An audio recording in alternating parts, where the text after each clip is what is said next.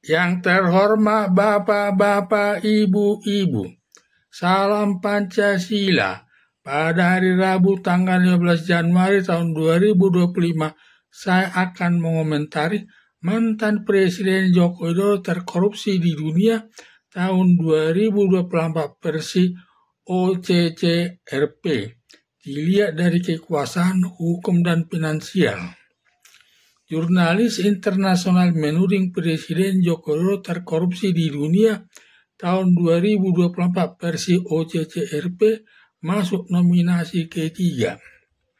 Sedangkan nominasi pertama terkorupsi di dunia Presiden Suriah Bashar al-Assad yang dijatuhkan pemberontak al-Jauhari dari jabatan presidennya lalu melarikan diri ke Rusia. Nominasi kedua terkorupsi di dunia Presiden dari Afrika, dan nominasi ketiga terkorupsi tahun 2024 adalah mantan Presiden Joko Widodo versi OCCRP. Seluruhnya terkorupsi 5 orang. Tuduhan terkorupsi di dunia tidak dapat diterima mantan Presiden Joko Widodo, menyatakan mana buktinya mantan Presiden Joko Widodo melakukan perbuatan korupsi atas uang rakyat yang merugikan uang negara, yang melanggar Undang-Undang Nomor 19 Tahun 2023 tentang pemberantasan tindak pidana korupsi, yang ancaman hukumannya berupa hukuman mati, hukuman seumur hidup, dan hukuman badan maksimal 20 tahun. Mengenai berat dan ringannya hukuman para koruptor tergantung pertimbangan hakim. Bila pertimbangan hakim banyak alasan yang memberatkan, hakim akan menjatuhkan hukuman mati atau hukuman seumur hidup. Tetapi bila pertimbangan hakim banyak alasan yang meringankan, hakim dapat menjatuhkan hukuman selama 15 tahun sesuai perbuatannya. Padahal jurnalis internasional menuding mantan Presiden Joko Widodo terkorupsi di dunia tahun 2024 tidak hanya dilihat dari sudut finansial, juga dilihat dari penggunaan kekuasaan dalam melakukan kejahatan dalam penyelenggaraan pemilihan umum dan menyalahgunakan hukum itu sendiri sebagai berikut. 1. Dari sudut kekuasaan, Presiden Joko Widodo menjadikan anak kandungnya Gibran Rakabuming sebagai wakil presiden, padahal umurnya baru 35 tahun. Padahal syarat wakil presiden minimal berumur 40 tahun.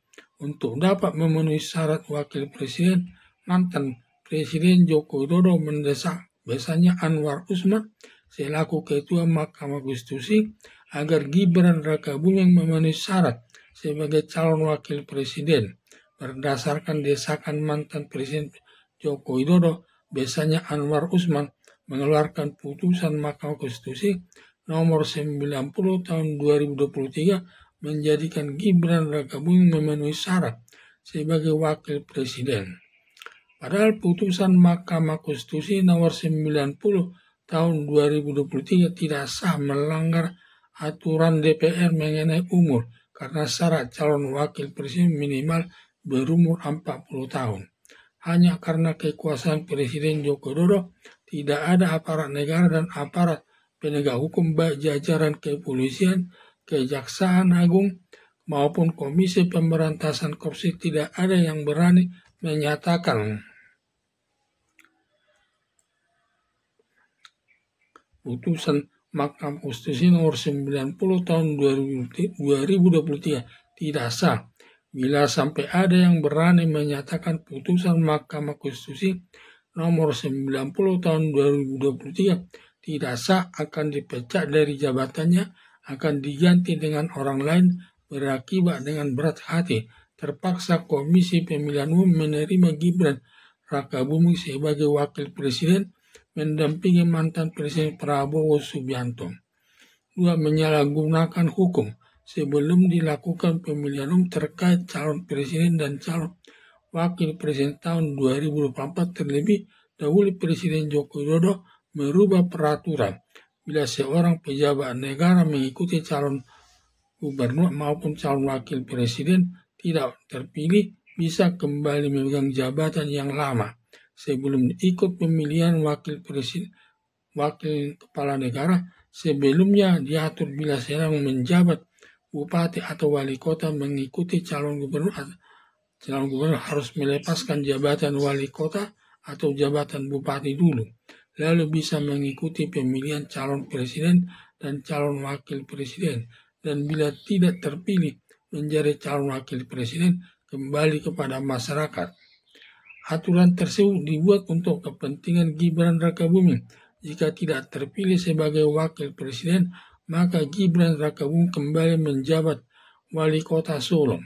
Demikian juga syarat calon gubernur dan calon wakil gubernur minimal berumur 30 tahun dihitung sejak pendaftaran berakibat Kaisang Pangarap tidak memenuhi syarat sebagai calon gubernur dan calon wakil gubernur karena kurang beberapa bulan lagi menjadi 30 tahun. Lalu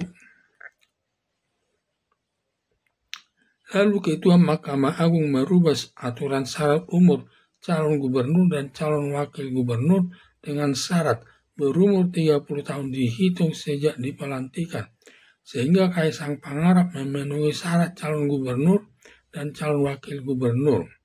Tetapi di luar dugaan mantan Presiden Joko Widodo, Mahkamah Konstitusi mengeluarkan putusan bahwa syarat calon gubernur dan calon wakil gubernur berumur 30 tahun dihitung sejak pendaftaran.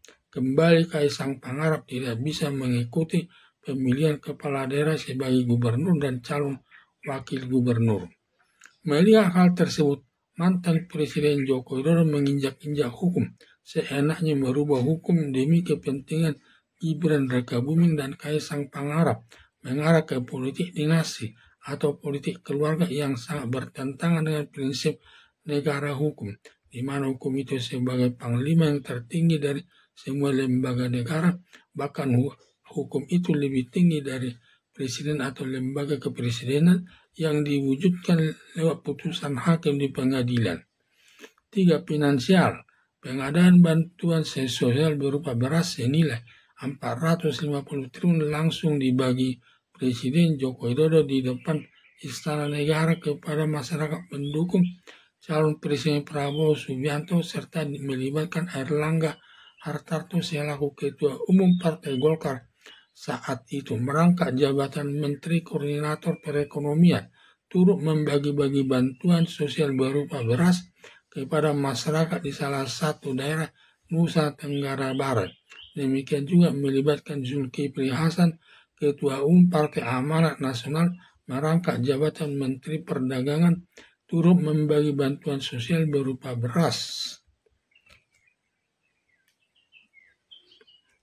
di salah satu daerah Jawa Tengah kepada masyarakat pendukung calon Presiden Prabowo Subianto bersama calon Wakil Presiden Gibran Rakabuming. Sedangkan masyarakat pendukung Anies Baswedan dengan calon Wakil Presiden Muhaimin Iskandar dan calon Presiden Ganjar Pranowo bersama Wakil Presiden Mahfud MD tidak mendapat bantuan sosial berupa beras kepada masyarakat pendukungnya. Berakibat pengadaan bantuan sosial berupa beras senilai 450 triliun masuk perbuatan korupsi yang merugikan uang negara, melanggar pasal 2 Undang-Undang Nomor 19 Tahun 2019 tentang pemberantasan tindak pidana korupsi yang ancaman hukumannya sangat berat.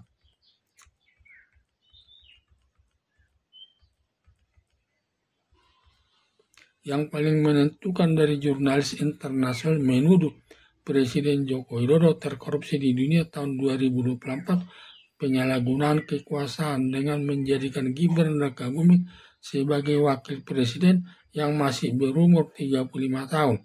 Padahal syarat calon wakil presiden minimal berumur 40 tahun. Dan di samping itu juga belum ada berpengalaman di dalam dunia politik dan di tengah-tengah masyarakat. Kedua, menyalahgunakan hukum dengan seenaknya merubah peraturan demi kepentingan Gibran Rakabuming dengan Kaisang Pangarap yang mengarah kepada politik dinasti yang sangat bertentangan dengan prinsip demokrasi. Sedangkan ketiga, mengadakan bantuan sosial berupa beras senilai 450 triliun yang dibagi hanya kepada masyarakat pendukung calon Presiden Prabowo Subianto bersama calon Wakil Presiden Gibran Rakabuming, berakibat pengadaan beras senilai 450 triliun masuk perbuatan korupsi yang merugikan uang negara, melanggar pasal 2 Undang-Undang Nomor 19 Tahun 2019 tentang pemberantasan tindak pidana korupsi yang ancaman hukumannya sangat berat. Harapan saya, semoga Komisi Pemberantasan Korupsi menjadikan mantan Presiden Joko Widodo sebagai tersangka karena atas perkara pengadaan bansos berupa beras senilai 450 triliun walaupun tidak dinikmati sendiri, yang hanya dibagi-bagi kepada masyarakat pendukung daripada calon Presiden Prabowo Subianto bersama Gibran Rakabuming. Dengan kekuasaannya menjadikan Gibran Rakabuming sebagai wakil presiden serta seenaknya merubah-rubah aturan hukum demi kepentingan Gibran Rakabuming dan Kaisang Pangarep. Sekian dan terima kasih.